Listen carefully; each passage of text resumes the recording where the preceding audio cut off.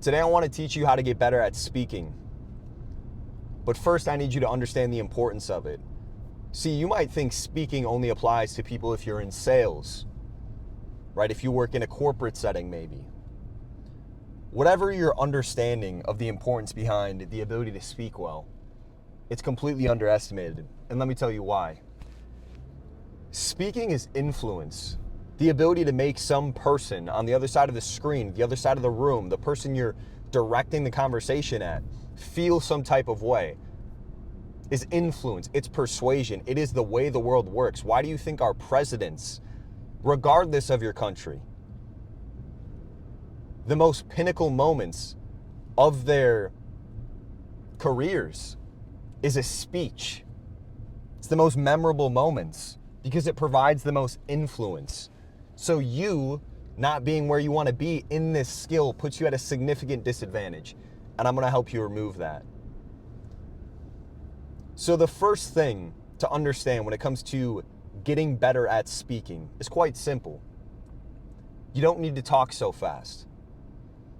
Now there are moments where I will increase, the volume of words per minute. There are times like this where I'll slow down and I won't talk as fast. And when I'm trying to make a point or I'm trying to make something resonate with you, I'm going to slow down. Make sure the words stick. Because the human brain only remembers 16% of what is said. That's fucking terrible. So if I can slow it down and I can repeat myself and make these patterns habitual, I can get my point across. So know when you should slow down.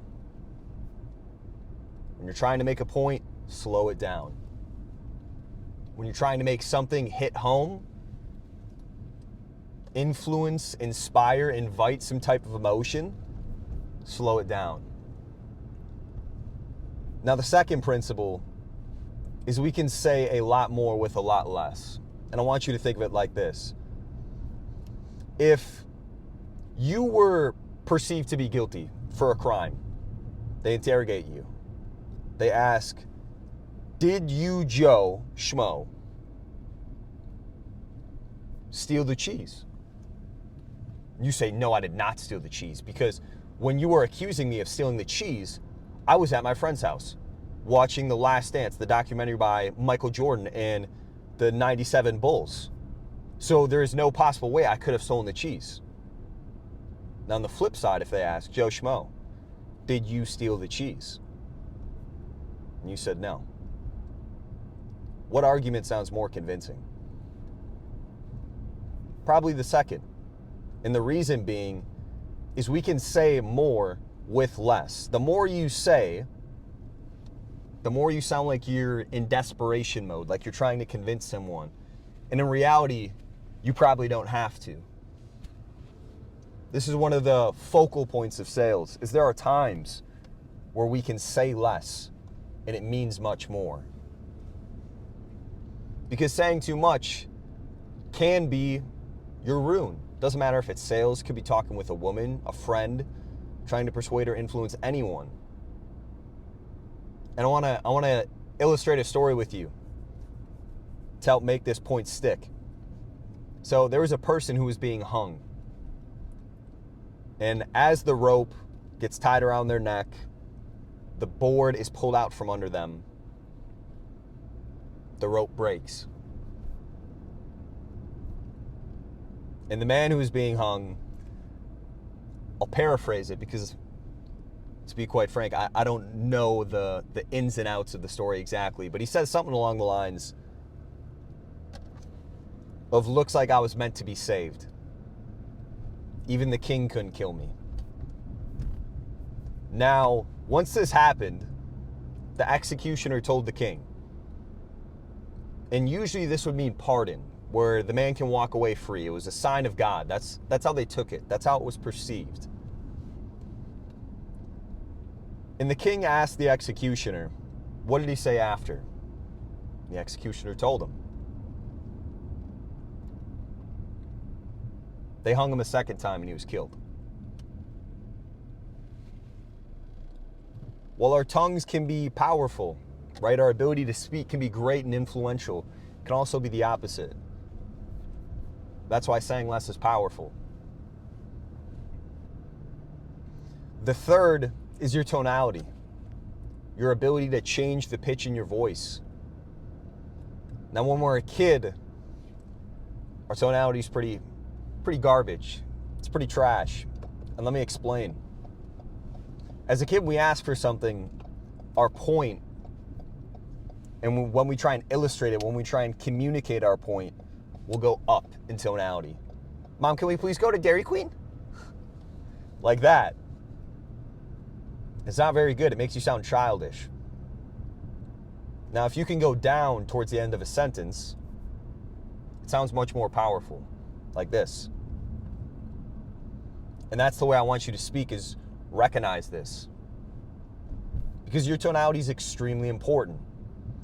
Your ability to raise your voice and your ability to lower it. It helps invite emotion, and emotion is the basis of influence. Now, the final point, which is by far the most important, is you need to analyze and you need to practice. Whether you view it for what it is or whether you view it for what it is not, speaking is a skill like all things. And relate this back to your own life. When you did the thing, whether it be the gym, a sport, it does not matter. The first time you did the thing, you were much less good than you were the 100th time in doing that activity. And that's the truth. You see, I said this earlier, I've been in sales for 3 years, talking to 50 random and complete strangers a day. I was not born this way. I was not born a great speaker. I was in speech class in first grade. We go in a basement and they would teach me how to speak, how not to stutter. And while all these things are great in practice, you know, in theory, the ability to just talk to this person, they tell me what not to do. At the end of the day, it comes down to repetition. Repetition is the mother of skill. So you need to talk to people. Because if you say right now that you suck at talking, do you want it to stay that way? Do you always want to be a terrible communicator? Because that will be one of, if not the most significant disadvantage you will ever suffer from in your entire life. Because you talk to friends, you talk to family, you talk to girls, you talk to the boys, whatever it is. You need to get better at communicating. And the way we do this is by increasing our repetition. But more importantly, we analyze, right? We go back. Where did I stutter? Where did I mess up? Where did I choke on my tongue? Things like this. Because related to any sport, like I was saying, do you think Michael Jordan just did the thing? Sure, he did a ton of it. He practiced, he put the reps in, sought expert help, all this stuff. But at the end of the day, he watched his own film and he was critical on himself. Where are facets of this game that I can improve upon? And that's how I want you to think. The reason why I've gotten better at speaking is because I'm diligent in my approach. None of this is scripted. There's no script lying around here. It's simply me and you. And I'm communicating my point. But I go back and I watch videos and I see, where did I mess up? Where did I stutter? Where was my body language off? Where was my tonality below par? And when we do these things enough time, you start to seek improvement. And then you get better. So I want you to analyze your speech because it's extremely important. It's by far one of the most valuable skills you could have in the modern world. Is the ability to speak, to influence, to persuade. It's the basis of power, really.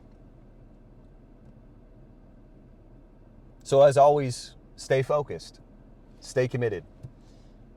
And there's a community where we have people like you, if you're a good fit, where we focus on improvement, money making, personal development, and everything in between to sharpen the mind as well. So if you're looking for something like that, it's for you. If not, that's all right too. So stay focused, stay committed, and I'll see you in the next one.